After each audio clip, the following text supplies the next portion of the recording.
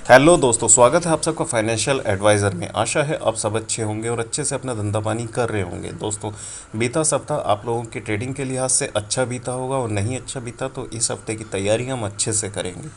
दोस्तों, इसके लिए सबसे पहले आप लोगों को चैनल को सब्सक्राइब करके साथ बने रहना है। वेदांता के बारे में बात करेंगे। वेदांता पर कुछ जो बड़ी खबरें आई हैं वेदांता के बारे में वो बात करेंगे। वेदांता पिछले लगभग 6 महीने से अपने इन्वेस्टर्स के लिए एक सरदर्द बना हुआ है। वेदांता 340 के लेवल्स से फिसलना शुरू हुआ और वेदांता 230 रुपये तक आ गया। वेदांता की इस जो फिसलन है इसमें सबसे बड़े कारक रहे, फैक्टर्स रहे, वो थे क्रेडिट रेटिंग एजेंसीज ने इसके रेटिंग्स को घटाया।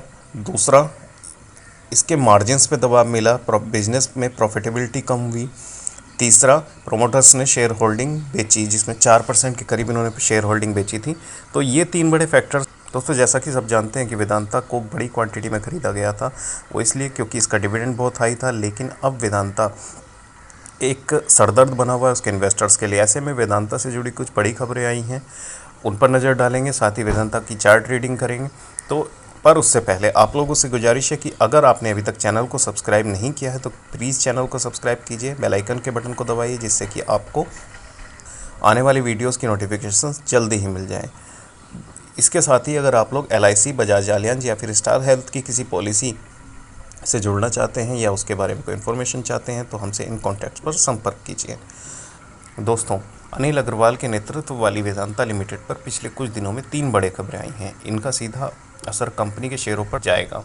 अगर आपने भी वेदांता लिमिटेड का शेयर खरीदा है या खरीदने का प्लान बना रहे हैं तो ये खबरें आपके लिए हैं। दोस्तों, पहली बड़ी खबर है, वेदांता चेयरमैन अनिल अग्रवाल ने जानकारी दी है कि उन्होंने कंपनी के अलग अलग कारोबारों की अलग अलग लिस्टिंग पर विचार करने की बात कही है। उन्होंने कंपनी के शेयर होल्डर्स को एक मैसेज भेजा जिसमें कहा कि वो सलाहकारों से विचार के बाद सभी या कुछ कारोबारों की अलग अलग लिस्टिंग करेंगे। इस कदम का फ़ायदा ये होगा कि इसके बाद नई कंपनियां एक ही कारोबार पर फोकस कर सकेंगी और उसे बढ़ा सकेंगी। मालूम हो कि अलग अलग कारोबार की लिस्टिंग का मतलब है कि अगर आपके पास वेदांता का एक शेयर है तो आपको वेदांता की कई कंपनियों के शेयर मिल सकेंगे। जैसे कि हाल ही में आपने देखा था कि रिलायंस के से अलग जियो फाइनेंशियल की लिस्टिंग होने पर रिलायंस के शेयरधारकों को जियो फाइनेंशियल के शेयर्स भी मिले थे। दूसरी बड़ी खबर कंपनी के गिरवी रखे शेयरों पर है। वेदांता और इसकी सब्सिडरी कंपनी जिंक हिंदुस्तान को लेकर एक बड़ी खबर आई है। इसी हफ्ते एक्सचेंजों को एक बड़ी अहम जानकारी दी गई। कंपनी ने बताया कि कंपनी के गिरवी रखे शेयर एक्सिस ट्रस्टी से जारी हो गए हैं। प्रोमोटर कंपनी वेदांता ने 3.3% इक्विटी के बराबर 13.94 करोड़ गिरवी रखे शेयर वापस कर लिए हैं। इसके बाद अब एक्सिस ट्रस्टी के पास हिंदुस्तान जिंक के सिर्फ 18.38 करोड़ शेयर यानी कि 4.34% शेयर ही गिरवी रखे हैं। दोस्तों, तीसरी बड़ी खबर है एक नई कंपनी का एक्विजिशन। हाल ही में वेदांता लिमिटेड को लेकर एक और बड़ी खबर आई। हिंदू बिजनेस लाइन की एक रिपोर्ट के अनुसार राष्ट्रीय कंपनी कानून न्यायाधिकरण ने कंपनी की एक खरीद को हरी झंडी दे दी है। वेदांता एनर्जी सेक्टर की एक कंपनी मीनाक्षी एनर्जी को खरीद रही है। ये डील 1440 करोड़ रुपए में हो रही है। NCLT की हैदराबाद बेंच ने दिवाला समाधान प्रक्रिया के माध्यम से मीनाक्षी एनर्जी की संपत्ति खरीदने की वेदांता की योजना को मंजूरी दी है। दोस्तों, ये थी वेदांता की बड़ी खबरें। अब चलते हैं वेदांता के चार्ट। दोस्तों, ये है वेदांता का चार्ट जो वीकली कैंडल पर हम एनालाइज कर रहे हैं। सबसे पहले वेदांता, यहाँ पर एक चीज़ देखिए कि जो वेदांता का प्राइस पैटर्न है बहुत ही ज़्यादा ख़राब हालत है वेदांता की इस वक्त। वेदांता ने जैसे ही सपोर्ट तोड़ा था 272 रुपये के नीचे, जैसे वेदांता आना शुरू हुआ था वेदांता ने उसके बाद एक बड़ी रेड कैंडल दी है। दैन उसके बाद एक और रेड कैंडल, फिर एक रेड कैंडल दी, 3 रेड कैंडल थी, एक बड़ी 2 छोटी, और उसके बाद वेदांता ने यहाँ पर जो है थोड़ा सा फाइट बैक दिखाने की कोशिश की due to these all 3 news. And इसके बाद जो है वेदांता कमज़ोर ही है, बहुत ज़्यादा कमज़ोर है। डेली चार्ट पे आपको एक बार दिखा देता हूँ वेदांता की क्या परफॉर्मेंस है। तो यहाँ पर जो है एक चीज़ देखिए कि जब भी ऐसा पैटर्न बनता है कि गिरने के बाद प्राइस उठता है और एक चैनल में चलता है तो प्राइस गिरना ही होता है। तो वेदांता ने सिर्फ एक जो है बुल ट्रैप लिया था लोगों का और वेदांता अभी भी नीचे आएगा। वेदांता में 225 से 220 रुपये के लिए मैं श्योर हूँ। उसके नीचे वेदांता एटलीस्ट 210 रुपये तक भी जा सकता है और 210 रुपये से वेदांता फाइट बैक देने की कोशिश कर सकता है। यहाँ पर अगर वेदांता को इस तरीके की खबर जो ग्राउंड पे उतर रही इस तरह की खबरों का सपोर्ट अगर मिलता है, जैसे कि वेदांता ने अपने जो है बिजनेस को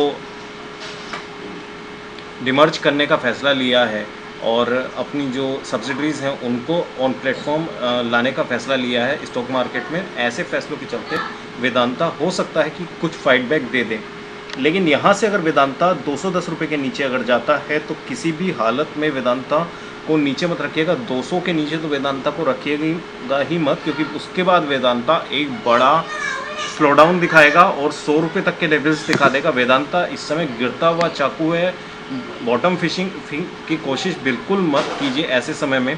अपना जो है वेदांता जब ऊपर चाहे किसी भी लेवल से उठे, एक कंसोलिडेट होकर अपने जो प्राइम हर्डल्स हैं उनको क्रॉस करते भी जब वेदांता जाए तो उस समय हम वीडियो बनाएंगे, उसका फॉलो कीजिएगा। अभी गिरता हुआ चाकू समझ के वेदांता को जाने दीजिए, कैसी भी न्यूज आए, कोई भी न्यूज आए, वेदांता को गिरने दीजिए। बॉटम फिशिंग अच्छी नहीं होती है रिटेल इन्वेस्टर्स के लिए। अपना स्ट्रेंथ जिन स्टॉक में हो उन्हीं स्टॉक्स को आप जो है खरीदिए, उन स्टॉक्स को रखिए और उनका मोमेंटम गेन आप लीजिए।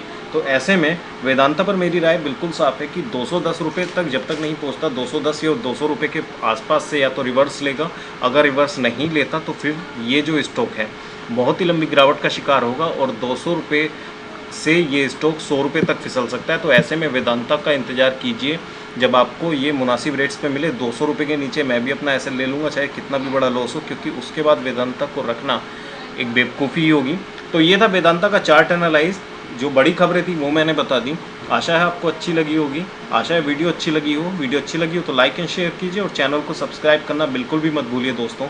और साथ ही वीडियो को स्किप करके मत देखा कीजिए। कोई भी इन्फॉर्मेशन अगर आपसे छूटती है तो फिर स्टॉक मार्केट में हम आपका सपोर्ट पूरी तौर पे नहीं कर पाएंगे। और साथ ही LIC, बजाज एलियांज या फिर स्टार हेल्थ की कोई पॉलिसी के बारे में अगर आप किसी भी तरीके की जानकारी चाहते हैं तो हमसे इन कॉन्टैक्ट्स पर संपर्क कीजिए, और कोई पॉलिसी लेना चाहते हैं तब भी संपर्क कीजिए।